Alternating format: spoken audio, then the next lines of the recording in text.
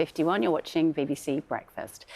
Best known as the DJ who turned a whole generation of British punks onto reggae, Don Letts has spent most of his career directing videos or producing music behind the scenes. And now, almost 50 years since he started in the industry, Don is releasing his first solo album. Let's have a listen.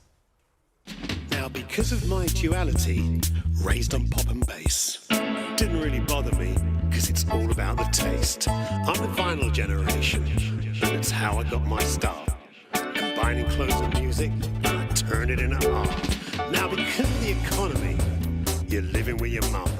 It's hard to be a rebel, but you get your washing done. And you can skirt around the issue, you can rock around the clock, and no one will ever miss you if you put it on TikTok. So I finally come to realize I might not be so old and wise.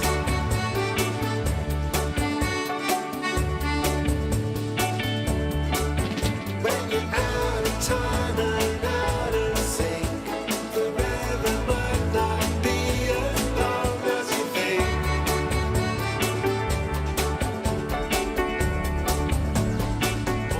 OK, so a little masterclass in filmmaking has already started because Don's with us. Morning. Morning, thanks for having me. So that was you in Jamaica. Yep. Yeah. And you were just saying, because you're known for your filmmaking, you made all of your own film on a mobile phone. Is that right? Yep, it's made on a phone, yep. Mind you, the technology's there for you to do these things, but you still need a good idea. And a good eye. And a good eye, exactly. and a good eye. Was it a bit challenging? So you're directing your own video for your own song? Yeah. You know, with more than 300-400 videos under my belt, it wasn't too difficult, let's put it that way. I mean, those videos were spectacular. What have we got? We've got a list of them here. Musical Youth, Psychedelic Furs, Fun Boy 3, The Pretenders, Elvis Costello, and now your own work. This is your first solo album. I'll interrupt you there. Actually, the last video I did was last year, and it was for Sinead O'Connor.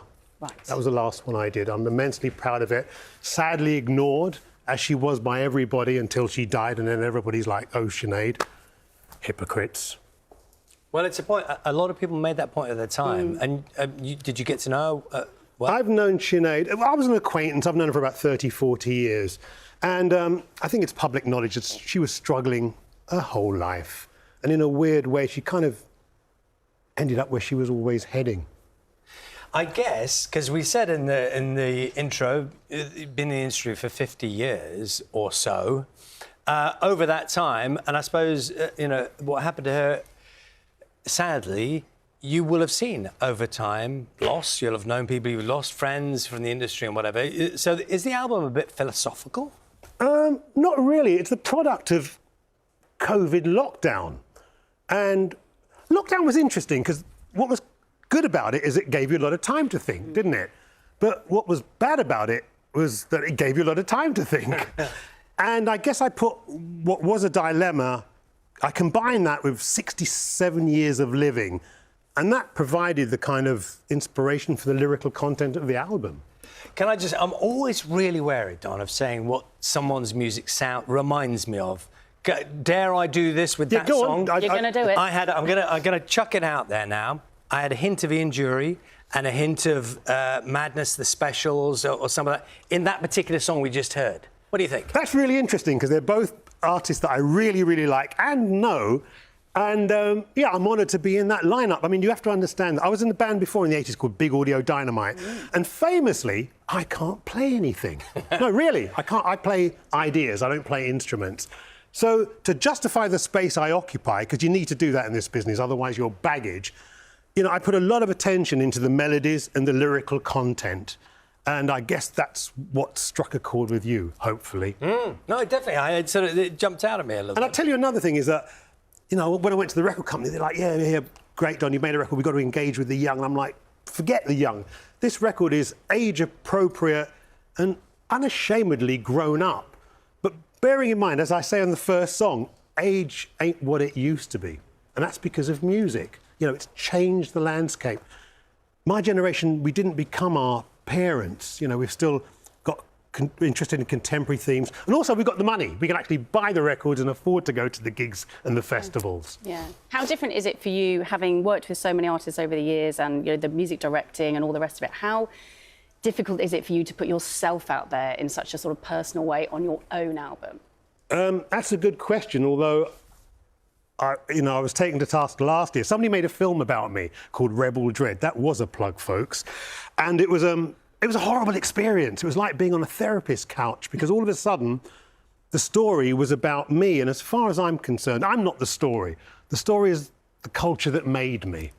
So that was uncomfortable, but apparently people liked it, so result. So it's OK putting yourself out there in a way. You got a bit more used to it.